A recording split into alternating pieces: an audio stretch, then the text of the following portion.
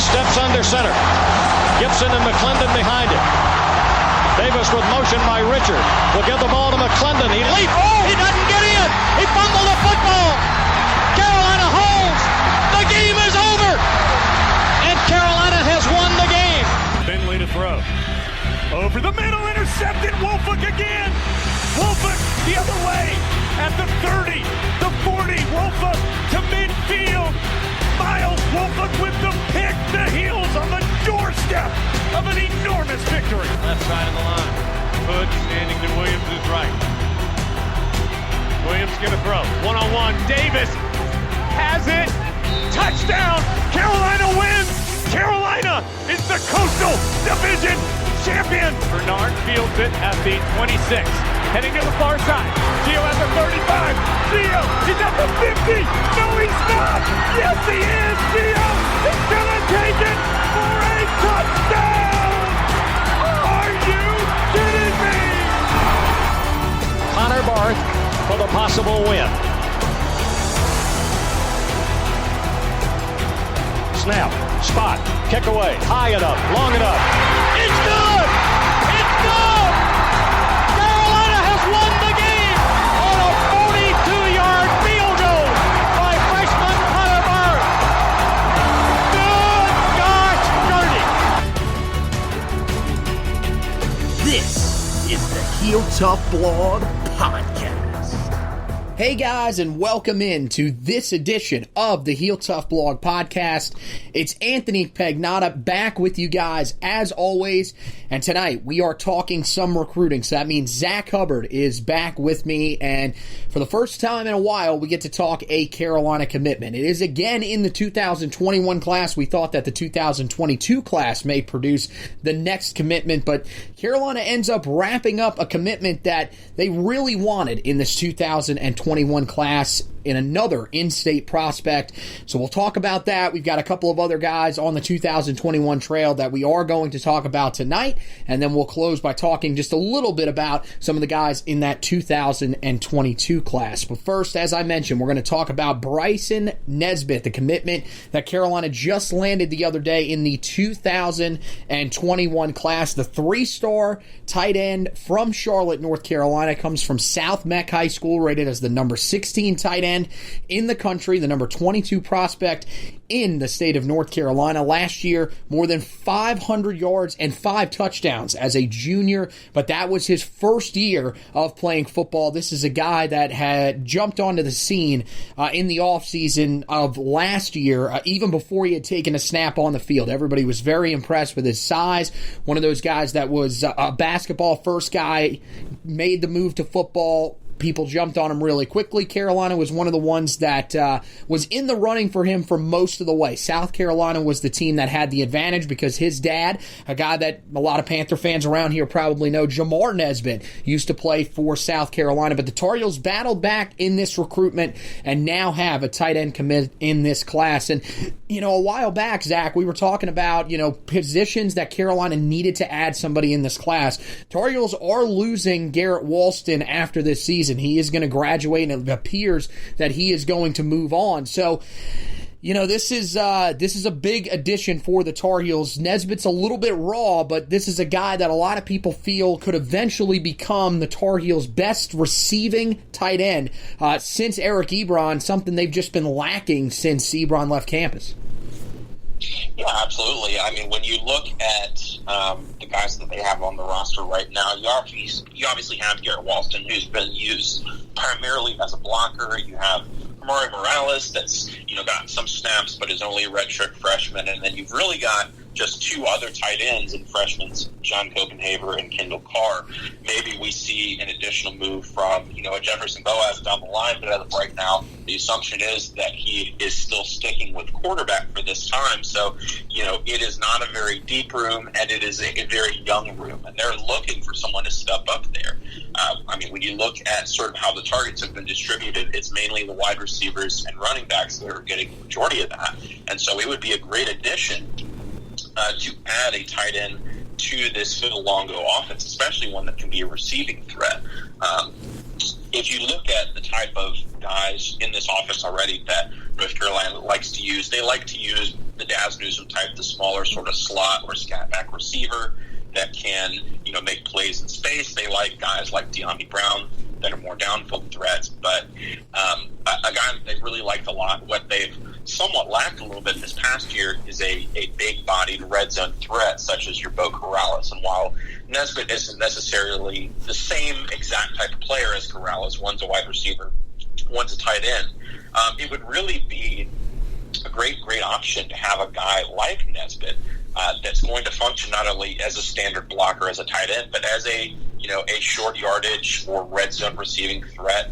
I mean, you look at him from a physical background, listed at 6'6", 235. He's definitely got that length to go up and get the football, but also you see just the out-and-out athleticism. I think he was initially a basketball player as an athlete, so has sort of that background. You see a lot of these tight ends nowadays that have that, that basketball background, have that background of athleticism that allows them to not necessarily have track speed, but to get down the field and to make plays in the open field with the football and go up to get the football. And I think from the tight end position, like you mentioned, that's what they've been lacking, and that's sort of what Bryson Nesbit, all things going well, can offer.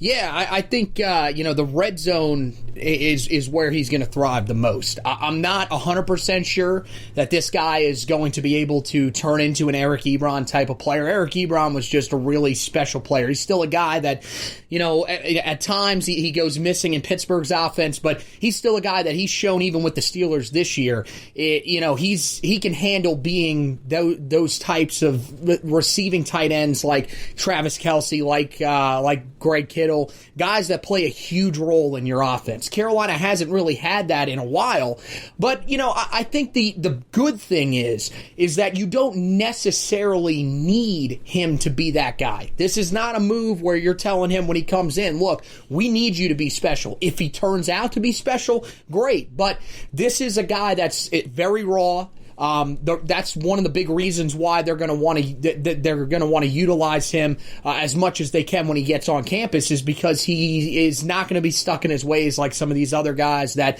have been playing tight end for their entire Pee-wee career or whatever up until they got into high school. This is a guy that is going to, at the most, probably play 2 years of high school football. I think he probably should play at South Mech this year. Now that's a team that is kind of up and down in the Charlotte area. I mean, these past couple of years, they haven't been great, but many will remember that's where Jake Lawler came from. When Jake Lawler was on that team, they were a good football team. They were a team that, could win 6-7 games consistently a year.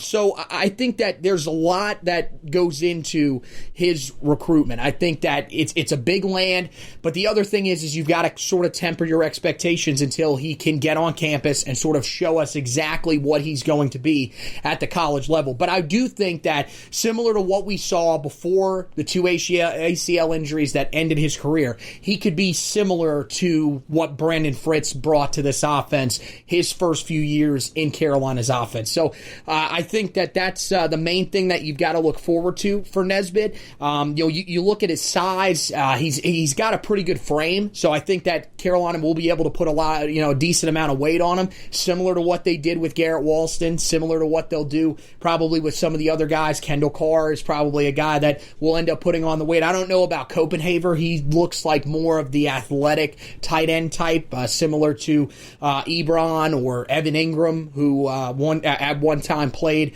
at Ole Miss just before Phil Longo got there. Those are the types of tight ends that I think everybody's wanting, but this offense has clearly worked with the type of tight ends that we've seen over the last couple of years that can help you at times when you need a receiving threat, but are mainly there to help you in the run game. And I think that as long as Nesbit can come in, get some experience, because he hasn't done a lot of it when he's been at South Mech. He's a guy that they split out wide a lot of the time. So it is going to be a challenge for him. But if he can get in there, learn, I think he has the potential to be a really good player.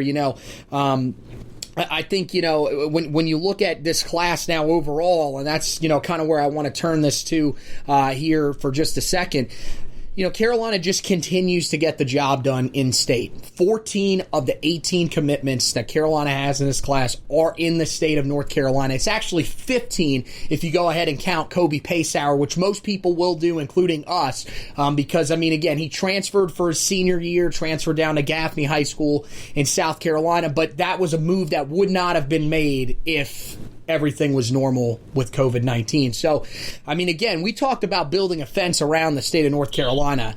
I don't know if we thought that it would be at this level. It's just remarkable how good of a job this staff has done to land not only talent from in-state, but the top talent in the state.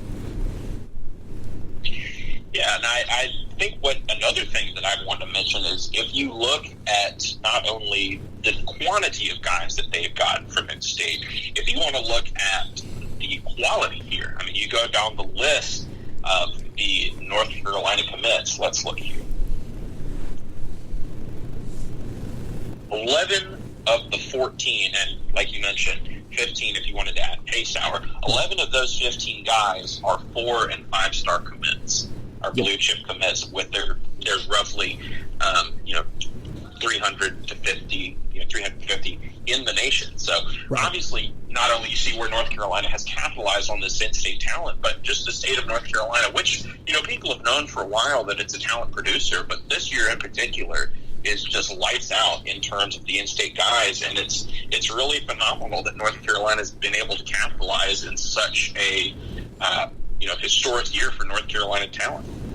Yeah, and the whole class, the class as a whole, you look at it, I usually, I know 4 and 5 stars are where a lot of people go with the blue chip. In my mind, I think in order to be considered a blue chip prospect, I don't think you necessarily have to be a 4 or 5 star, because I feel like there are some guys that are high-end 3 stars that are legitimate players. We've seen, even when they've come to campus here at Carolina, they've made impacts early on. So I usually like to look at the top 500 prospects in the country.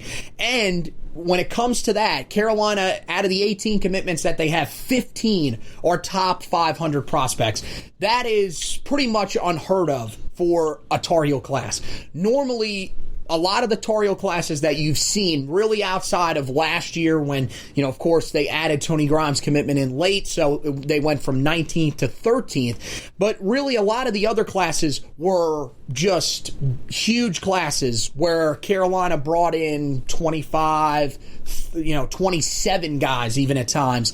And that's how their ranking got as high as it did. This is different. These are, it's not going to be a huge class in terms of some of the other ones that you're going to see throughout Mack Brown's time on campus, but it has so much talent spread throughout it that it's going to rank as one of the best in program history, if not the best in the modern recruiting era in program history. So, I think Carolina is somewhat close to being done with this class. I think they've got, they've addressed a lot of needs. Their offensive line is an area that needed to get addressed in this class. You got Eli Sutton, you got Diego Pound, so there's a lot of confidence around that group going forward. On the defensive line, that was another area that, again, you still had to address. I know that they've been bringing in a lot of talent here over the last few years, but Keyshawn Silver, guy that now is a composite 5-star. You got Javari Ritzy, another big in-state prospect that Carolina was hoping they would be able to land in this class. Travion Stevenson at weak side defensive end, another pass rusher, so that's going to help you there. Those are the areas where Carolina really needed to get better. Needed some depth at tight end. They got that. Again, needed a little bit of depth potentially at running back, because now a scenario that before the season we were toying around with just a little bit is starting to look a little more realistic. In Javonte Williams and Michael Carter potentially both leaving, you end up getting a guy there, and potentially Caleb Hood could end up moving there behind Kamaro Edmonds. So Carolina did a really good job in this class, but there are a couple of guys that are still maybe on the radar for Carolina. But overall, I think just addressing this class where they're at right now just 13 days away from the start of the early signing period, I think you've got to feel pretty confident with where this class is in terms of their overall ranking, but mainly in terms of addressing team needs.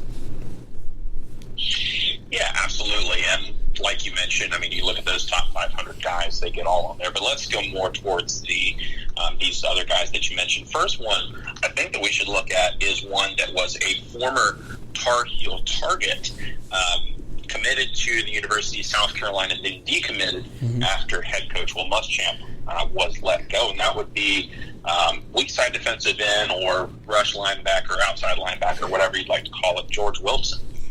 Many remember sort of, was looking like a potential Tar Heel commit for a long time, ended up sort of moving to South Carolina at the final hour and has now reopened his recruitment.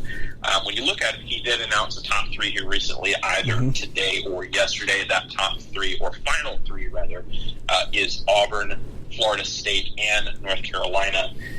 Has announced a commitment date and signing date of December 18th. That's during the early signing period.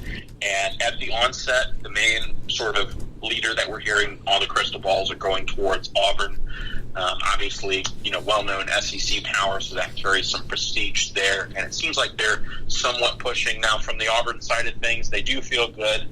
They also do feel that they most likely will still have to show some things in the next couple weeks. Auburn obviously not having a spectacular season as compared to some of their SEC brethren, but that's where sort of the buzz is right now. Florida State also in there. Florida State's not exactly a great situation either. So North Carolina is kind of this odd man out, at least at the onset. Obviously, they have the buzz going into his first commitment, but with the commitment of Trevion Stevenson that we saw enter the class and sort of take that second rush-in spot potentially alongside Gabe Stevens, it's really unknown in terms of how much North Carolina is pushing. But it is my opinion that if they were to push, there would certainly be a lot of interest, at the very least on both parties, with UNC and with Wilson, in potentially having him come back into the fold this second time around. One of the big obstacles that I think's got to be talked about when you talk about George Wilson, talk about Victory Vaca, who we'll talk about here in just a second, is you got to start to wonder how much room this roster actually has. Because as we found out yesterday, 3 Tar Heel scholarship players are coming back next year that are seniors this year. They're going to use the, of course, before the season, the NCAA laid out the ruling that no matter how much time you played this season, you would have the option to come back because of the circumstances around COVID-19. And 3 Tar Heels are expected to take advantage of that as of right now. Bo Corrales at wide receiver, Grayson Atkins at kicker. But the big one here, and one that I think makes this a really interesting conversation around George Wilson, is that Tyrone Hopper is expected to come back next year. Now, I wonder if they were feeling a little more confident about George Wilson, wanting to add him to the roster, would they have told Tyrone, look, we understand that you want to come back, but at the same time, we've got some young kids that are trying to join the group here at outside linebacker. We're going to have to make room for them. That's the big concern when you talk about the rest of the guys that Carolina is potentially trying to target, and I think might be a concern in some people's minds about the class as a whole. Now, I don't think that needs to be a concern for the class as a whole. There are going to be some guys that are going to end up transferring. One that we already know is going to end up transferring that's under scholarship is Jace Ruder. It has been known that he is going to be a part of the Senior Day festivities on Saturday against Western Carolina. He's a guy that's already on track to graduate, so congratulations to Jace. He's going to probably end up transferring somewhere back towards the Midwest where he is from. Of course, Carolina went out to Kansas and grabbed Jace back in the 2018 class. But, there's a couple other guys that are going to pop up as well. I know Noah Ruggles is another guy. He's going to end up graduating. He looks as if he's going to move on. So Carolina, there's going to be some spots that are going to open up. So for the main part of the class, the 18 guys that are already committed, I'm confident that Carolina is going to be able to sign all those guys comfortably and still feel pretty good about where their scholarship limits numbers are at. Now, if you add in some of these other guys, that's when the concern starts to show up. For George Wilson, it's an interesting scenario because, as you mentioned, he's got the history with Carolina. Was really, really high on them. Most people were of the belief that if Carolina, had been able to get him on campus consistently, if this was a normal offseason, he probably would have been a Tar Heel commit because he was that infatuated with, just the overall vibe around the 2021 class that Carolina is putting together. But he wasn't able to get on campus.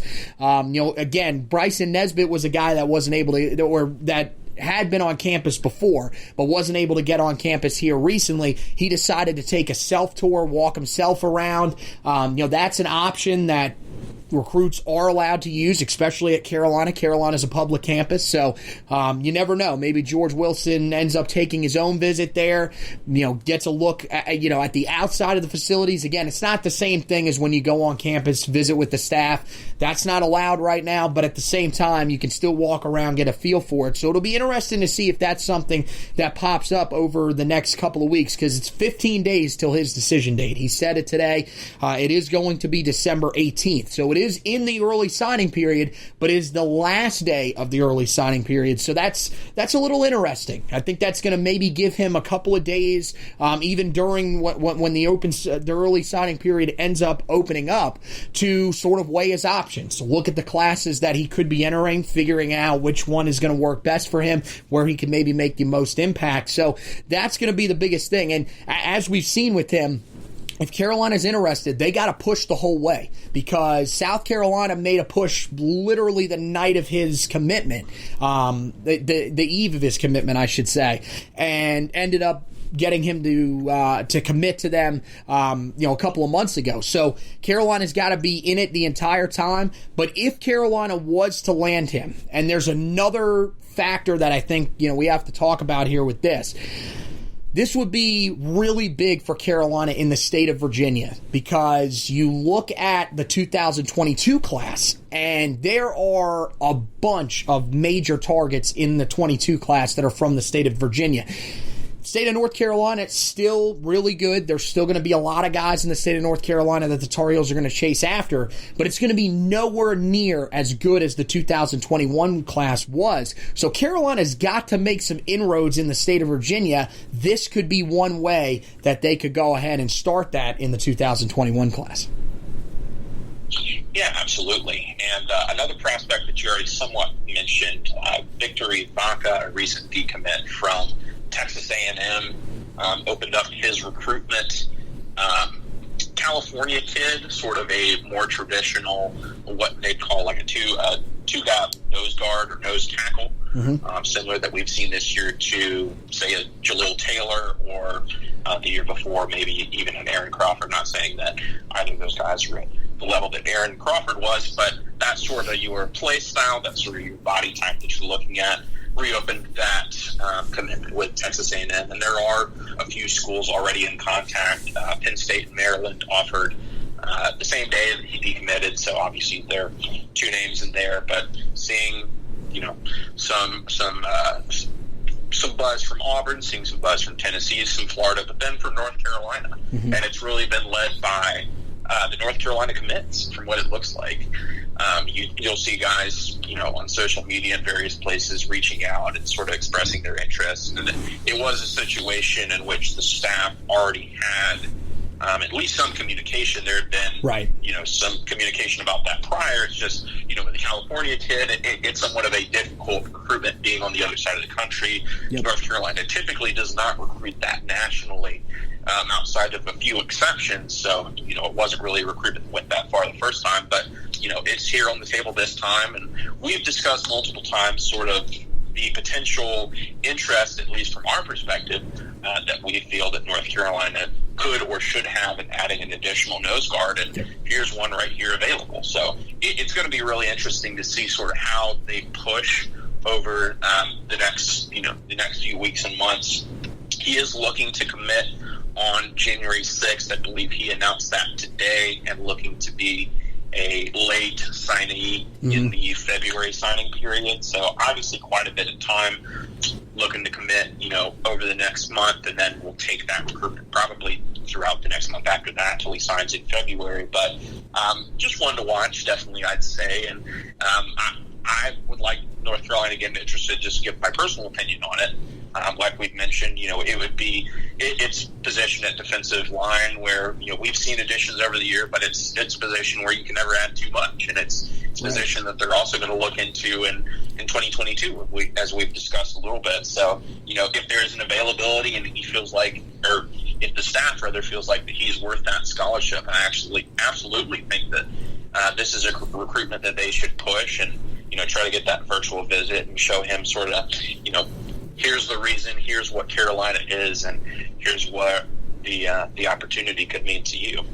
The reason that it's worth talking about ultimately is because of the time that is left in his recruitment. I think, we saw, as you mentioned, a lot of the guys that are committed in this class for Carolina already have been the ones pushing for him. And I think that, a lot of these guys are sitting at home, kind of like us during these game days, and they're seeing the same thing that we're seeing, that, this group, defensively, there's some promise here. There's guys on the back end to be excited about. There's guys at linebacker to be excited about. There's guys on the defensive line to be excited about, but that's the area where Carolina still has some question marks, especially depth-wise, especially size-wise.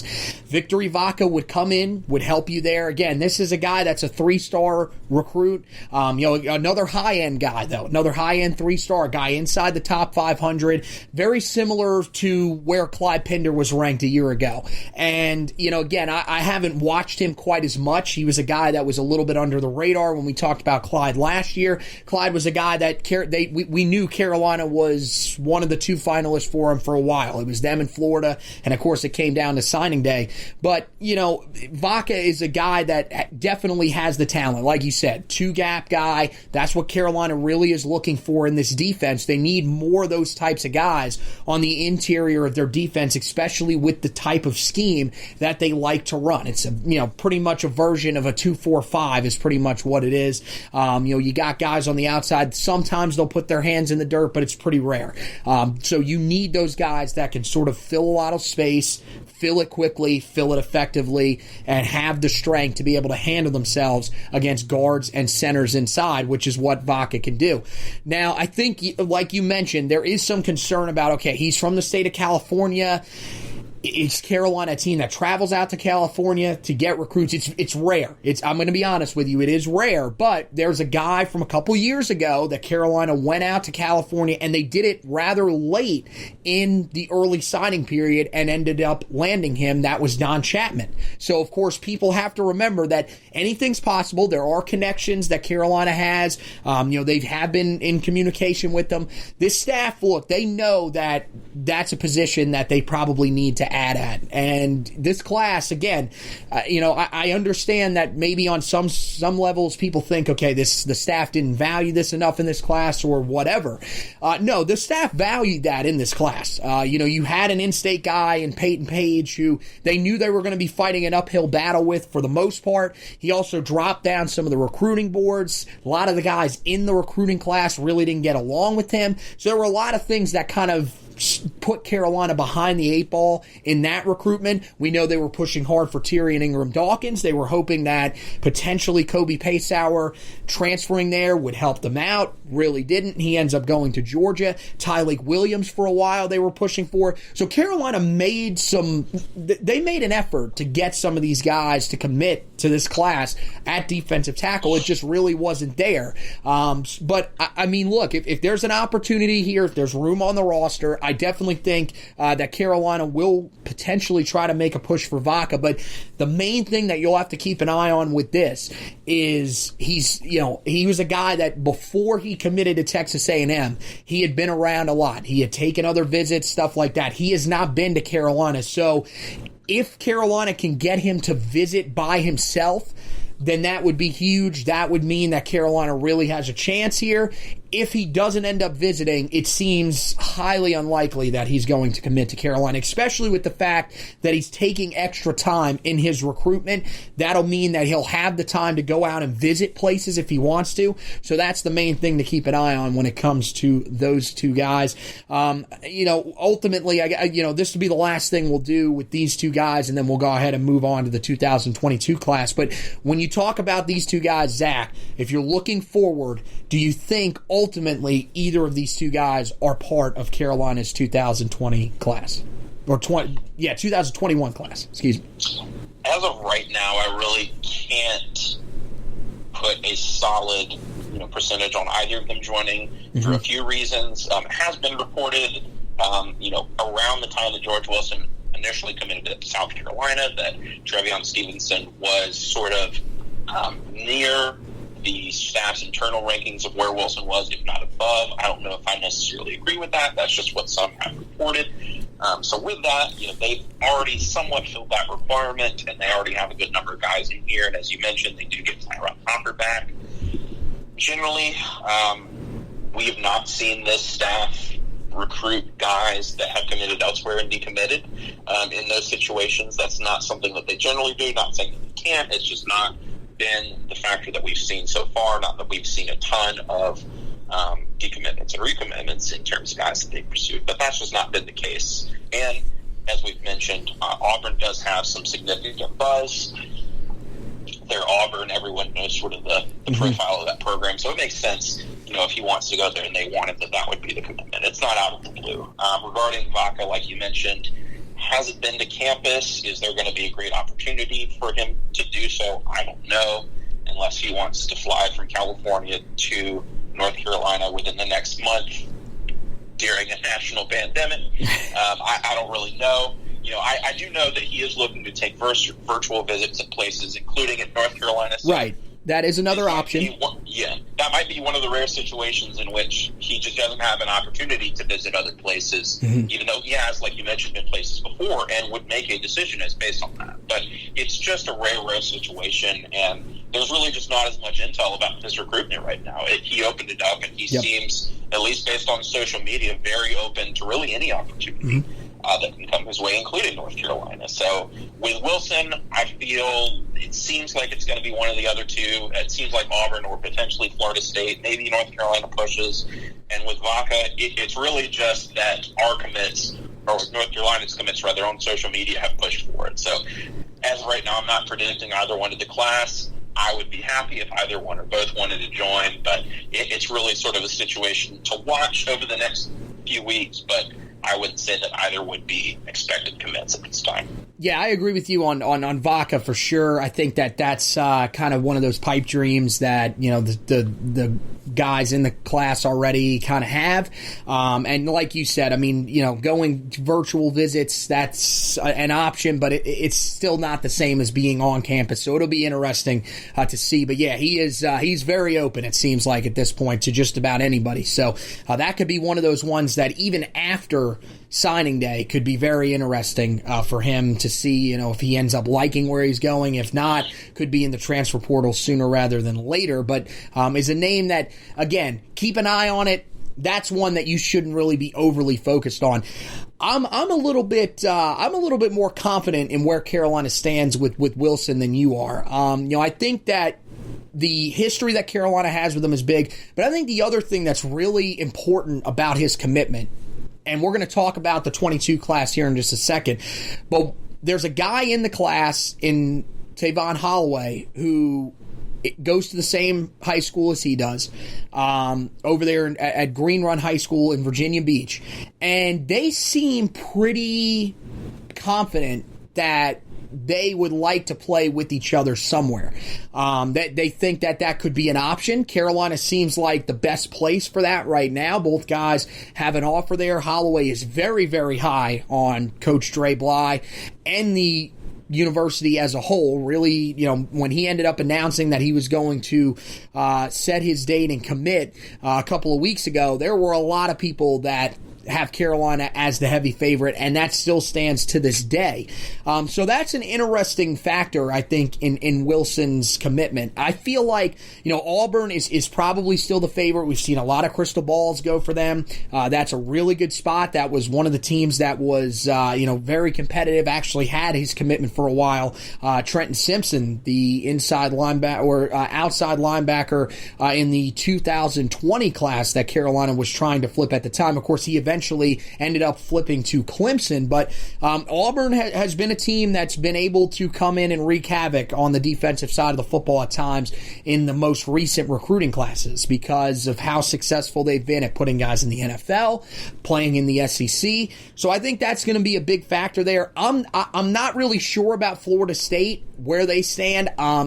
Whenever they show up in a recruitment at this point, it's very hard to gauge how interested prospects are with them because I feel like, again, we're kind of in the same spot that we were even last year with Florida State, where there are questions about whether or not Mike Norvell will make it through this offseason or at least next offseason. I don't know if they're going to give up on him after 1 year, but there have been problems from the beginning with him on campus. Of course, we remember him saying that he had the meeting with everybody, every player during the pandemic to sort of check up on them, go over some protocol stuff like that. Marvin Wilson, the big defensive tackle, came out, basically said he lied about that. They ended up having a meeting. Everything was calmed. But since then, everything has been up and down. That program is just all over the place. It's still a complete mess. So I find that, interesting that he has Florida State in there. But I think Auburn and Carolina right now are the two teams that are going to be battling it out for his commitment. Now, I mentioned that Tavon Holloway is a guy that is, potentially a big part of his recruitment. Holloway released his top 6 a couple of weeks ago and also set the date for his commitment, which is going to be December 25th. So he'll let all of the stuff from the early signing period sort of clear, let the dust settle, and then a week after the early signing period closes, he will make his commitment. It is Carolina, Penn State, Pittsburgh, Florida State, Virginia Tech, and Maryland as his final 6. And another big guy from the state of Virginia. As we told you, this is a big state for Carolina in the 2022 class. Tychone Chapman, the 4-star wide receiver, he set his top 5. Did not set a date, but did say that he is planning to, quote, end his recruitment soon. That's all we know. We don't have a date or anything like that, but a lot of people are of the belief that if Holloway was to commit to Carolina, that could be another stepping stone for Carolina towards being able to land him. It's the Tar Heels. Penn State, once again, is in there. Maryland also in there as well. Florida State, the same. And then Alabama. So this feels like sort of two guys that could end up pairing well together, two guys that are very closely tied to Dre Bly and to the program as a whole, and could be good building blocks to the 2022 class. You look at both of these guys, Zack, in the 2022 class, both guys highly ranked prospects, both 4 stars, and both guys that I think could be, really good starts for Carolina in the 2022 class. Ultimately, do you think that one of these two, or maybe potentially even both, will commit to Carolina here in the near future? I absolutely do, and I think if you watch where the crystal balls and future cast, if you're more of a Rivals user, really the predictions that we've seen from recruiting insiders on both of these guys have been very favorable to North Carolina. Mm-hmm. Holloway in particular has gone even on record as naming North Carolina his favorite. So I think that both of these guys, North Carolina is in a very good position for, if you look sort of over their favorites lists, Chapman does have Alabama, so obviously that carries some prestige, but I have not heard a whole bunch regarding, that pairing. So you look at North Carolina compared to really any school on both of those lists, with the exception of an Alabama for obvious reasons. And, North Carolina looks to be a pretty attractive option over a lot of those schools. Yep. You'll have a Maryland or a Penn State or Virginia Tech, all 3 schools that aren't exactly having the best of seasons. Florida State comes up on one, if not both of those lists. We've already discussed them. So, sort of the schools that are more local, your Virginias, your Penn State, your Maryland, really are not having the best time right now in terms of their seasons or in terms of their overall program health, where you see North Carolina, like you mentioned, is really making a push within the state of Virginia, and is having success and has had success over the past few years, primarily spearheaded by the addition of Dre Bly to the staff. I mean, you look just of names on the roster. You've got Cameron Kelly and, of course, former 5-star Tony Grimes. And then in the 2021 class, like you mentioned, did get Travion Stevenson, and are still recruiting George Wilson. So, I mean, there's more and more connections with the state of Virginia to the University of North Carolina, specifically in that Tidewater area. And, those two aren't the only ones that they're in the running for within the 2022 class. To name a few other names, running back George Petaway would be one to look at. A little bit more of a long shot, a 5-star offensive tackle, Zack Rice. And then safety, Sherrod Koval out of the Chesapeake area is another name to keep in mind. So, there's going to be quite a few Virginia names that North Carolina is going to be heavily in the mix for. And it's really going to be an important state, probably second, of course, to the in-state commits or in-state targets of North Carolina. But it's going to be a big deal in the 2022 cycle. Yeah, that's the other thing. Like you said, it's spread out throughout the state of Virginia. Throughout many different positions. Carolina is definitely a team that's gaining a resume there. Part of that is you land Tony Grimes, the number one player in the state in 2021. And again, Virginia is a state where, they don't have the biggest population. It's not going to be quite the same as going into Florida, going into Georgia, even going into North Carolina for out-of-state teams, or for Carolina keeping guys in-state in terms of the just volume of guys that are there. But there's still a lot of talent in the state of Virginia. We've seen that for a long time. And Carolina's always had a pretty decent footprint in Virginia, but they've really just gotten the leftovers from the state. Now you're seeing them compete for these guys. You said, look, Zack Rice, a long shot. I don't think it's that big of a long shot. He's a guy that's, this year alone, he's been to 3 Tar Heel games. And again, any other year you would say, okay, well, how big really is that? This year, that's huge. The fact that he's able to get on campus as often as he has been. Now, granted, one of the games was on the road against Virginia, but to still, be around, he was around Tony Grimes' dad, who has a really great relationship with him. I think that's really helping Carolina in this recruitment, in his recruitment, and really in everybody's recruitment, because it seems like those Virginia guys all really have a really great relationship. And I think there's a chance that if Carolina can come away with even 3 or 4 guys out of that state in this class, that would be huge. Now, again, the numbers aren't big, but you look at the guys that we're talking about: Zack Rice, 5-star; George Petaway, 4-star; Tyshawn Chapman, 4-star; Tavon Holloway, 4-star; Sherrod Koval, 4-star. All these guys are highly ranked players. So that's why it's important for Carolina to be able to land these guys and then fill in the rest of the spots with some of those guys from North Carolina that may not be as highly ranked, but might fit what you're looking for. There's still some big guys, as you mentioned, in the state of North Carolina, especially, on that defensive line where, again, Carolina will be looking to continue to add bodies down there and add talent, especially at defensive tackle. But they've got to be able to take care of business in the state of Virginia, continue to establish their footprint there. And both of those guys would be great starts and seem like they could be heading in that direction. So that wraps it up for this edition of the Heel Tough Blog podcast. Of course, want to thank Zack for hosting with me. Always tell you guys, head over to the website, heeltoughblog.com. Coming down the home stretch of the season. Of course, tomorrow, we're recording this on Thursday night, but tomorrow we're putting this out on Friday. So tomorrow afternoon's game, against Western Carolina. There's plenty of stuff on the website for that. We've got the preview up there, as well as the recap, trench report, and stock report, which will follow after the game is over. So make sure that you guys are keeping an eye out for that. We've got a bunch of recruiting stuff up on the website as well. You can go back, read the article about Bryson Nesbit's commitment. We break down his recruitment overall, tell you what he'll bring to this class a little more in-depth than what you heard here tonight. And then, of course, we turn our focus towards signing day. We will have you covered on National Signing Day, or the first of the National Signing Days on December 16th. That's the main day when everybody is going to sign. Of course, as we mentioned, George Wilson is going to hold off till the final day of signing day, so we'll have you covered with all of that, but that main day we'll have you covered with all of the faxes as they come in, as we always do here. There'll be some other really cool stuff. We're going to try to get some guys to come on, do some interviews with us, stuff like that. So a lot of really exciting stuff coming up on the recruiting trail as well.